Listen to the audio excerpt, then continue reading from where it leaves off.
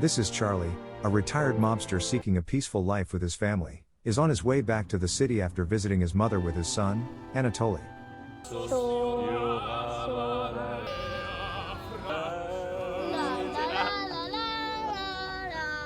As they arrive, the young boy eagerly pleads with Charlie to let him watch a street performer. Charlie agrees, promising to join him after parking the car. However, as he steps out, he is suddenly ambushed by a group of masked men who open fire.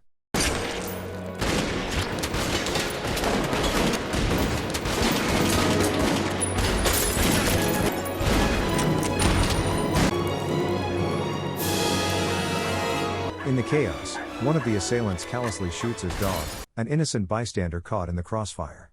Against all odds, Charlie survives the attack but begins to fade into unconsciousness.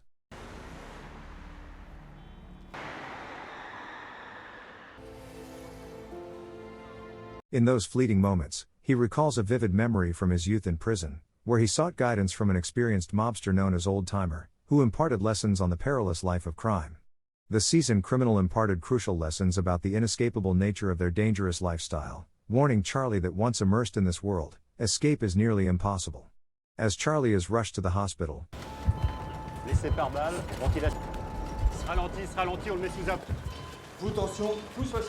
doctors scramble to extract 22 bullets embedded in his body, fighting against time to save him.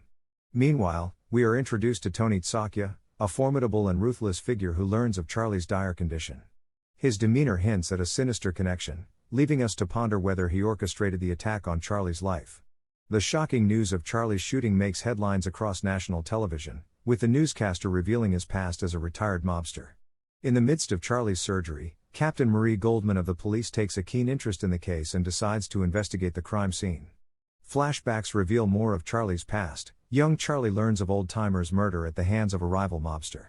Fueled by grief and rage, he teams up with his three closest friends, Tony and Kareem, to exact revenge on the notorious mobster Hernandez, responsible for their mentor's death.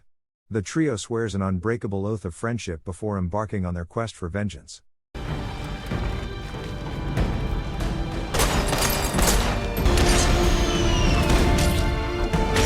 Their successful retaliation marks the beginning of their descent into the treacherous world of organized crime. Back in the present, Captain Marie Goldman confronts her superior, who discourages her from pursuing the case due to Charlie's history as a former mobster, suggesting that the police should simply let rival factions eliminate one another. Undeterred, Marie resolves to continue her investigation, driven by the hope that uncovering the truth behind Charlie's attack might also lead her to the person responsible for her husband's death. She visits Charlie in the hospital and begins her questioning, but he remains frustratingly silent. Exiting his room in exasperation, she is met by Charlie's lawyer, Martin, along with his loyal friends, Kareem and Pat.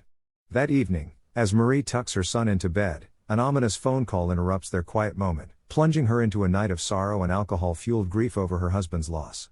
Meanwhile, Kareem wrestles with his emotions and vows to seek vengeance on those who harmed Charlie.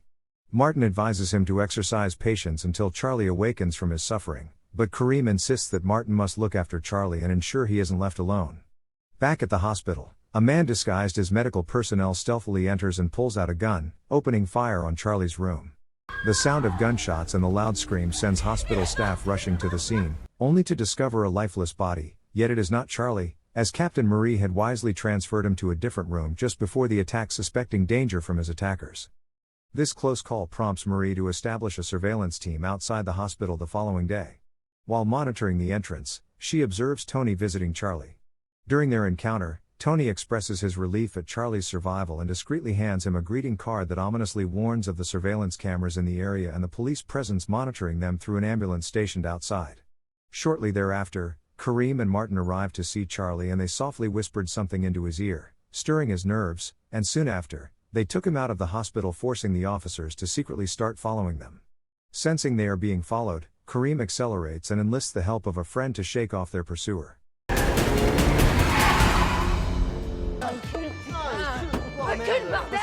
Once they are free from Marie's watchful eye, Kareem drives into an abandoned warehouse where one of Tony's men is bound to a chair, setting the stage for a confrontation that promises to escalate the already volatile situation.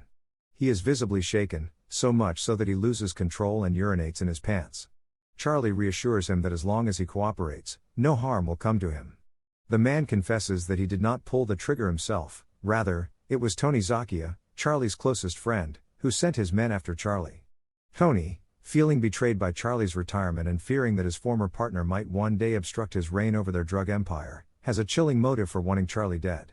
This revelation leaves Charly in a state of shock. Later, Kareem urges Charly to eliminate Tony without delay, but Charly finds himself conflicted. Tony is not just a business associate but his best friend, and memories of their youthful oath weigh heavily on him. Reluctantly, Kareem steps back, and Martin drives Charly home, where he is warmly welcomed by his family. Meanwhile, Kareem returns to his own family, but that night, as he exits his apartment, he is ambushed and kidnapped by Tony's men. The plot to capture Kareem was orchestrated by the man who had previously been tied to the chair. However, his scheme to win back Tony's favor ends tragically when he is shot dead. In a brutal act of intimidation, they sever one of Kareem's fingers to send a grim warning to his loved ones.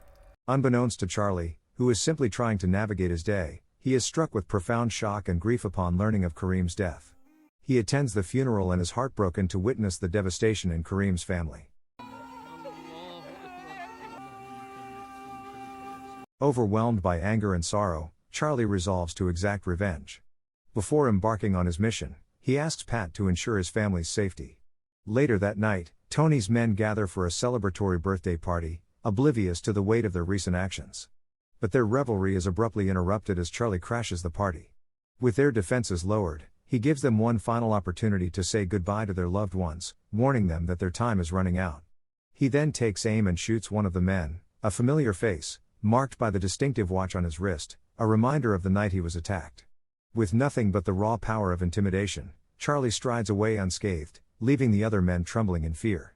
The following day, one of Tony's henchmen visits the grave of the fallen crew, only to encounter Charly, who swiftly ends his life. Recognizing that Charly is now on a relentless quest for vengeance, Tony dispatches his men to ransack Charly's home in search of him and his family.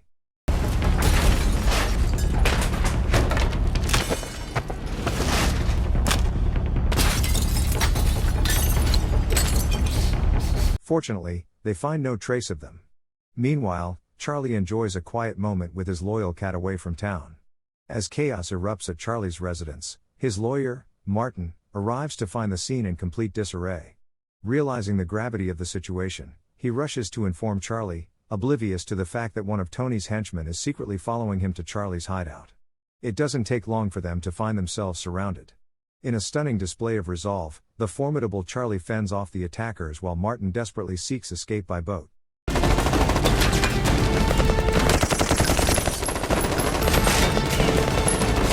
However, one of Tony's men releases dogs to pursue Martin, cornering him and cutting off his escape route. Just as hope seems lost, Charly manages a narrow getaway on his motorcycle.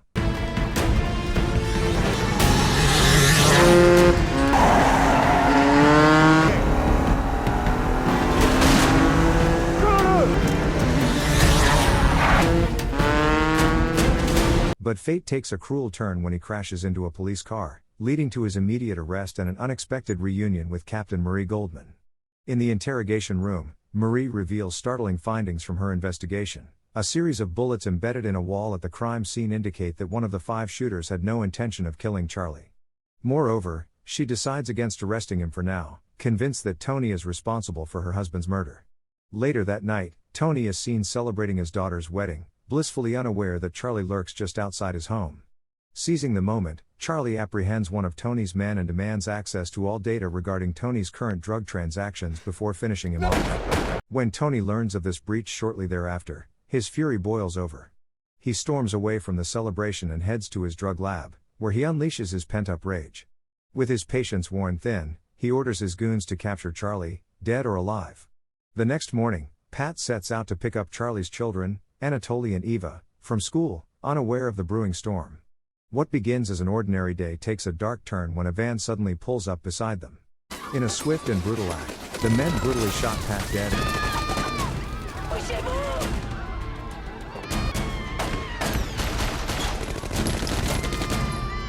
and kidnapped Anatoly and Eva, speeding away before anyone can react.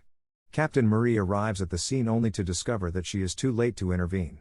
Shortly thereafter, the police manage to locate Eva on the streets and bring her to the precinct. Bruised and shaken, Eva reveals that little Anatoly's life hangs in the balance unless Charly surrenders himself. As Captain Marie exits the precinct later, Charly unexpectedly joins her in the car. He implores her to orchestrate a fake news report claiming his arrest, hoping it will make Tony cease his relentless pursuit and lead to Anatoly's release. Charly promises to turn himself in once his son is safe, and Marie agrees to assist him. However, when Tony catches wind of the news regarding Charly's supposed arrest, his anger intensifies. He immediately dispatches one of his henchmen to eliminate Anatoly, deeming him expendable. Unbeknownst to the goon, Charly is tailing him on his motorcycle, racing toward the location where Anatoly is being held captive. Inside the house, another of Tony's men stands guard over Anatoly and receives orders to kill him without delay.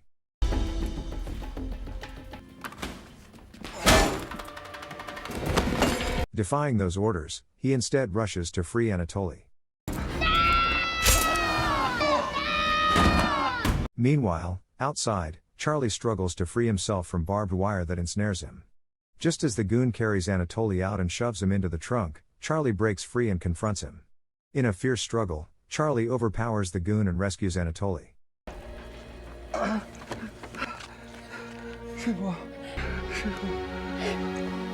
When Charly finally returns home, he reassures his wife that they no longer need to hide, as he has eliminated all of Tony's henchmen. The following day, Tony relaxes at home, unaware that Charly is about to confront him. Despite their tumultuous history, Charly expresses a desire to mend their friendship and move on. Yet, Tony, consumed by his thirst for power, remains resolute in eliminating Charly. In a tense standoff, Tony pins Charly to the ground and presses a gun against his face.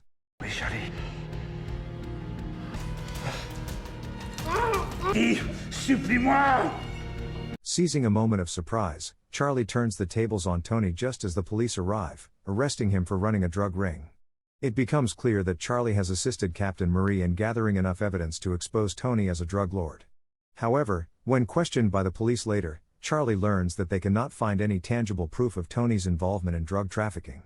Outside the precinct, Martin awaits Charly's arrival and offers to take him to the parking lot where Charly was shot.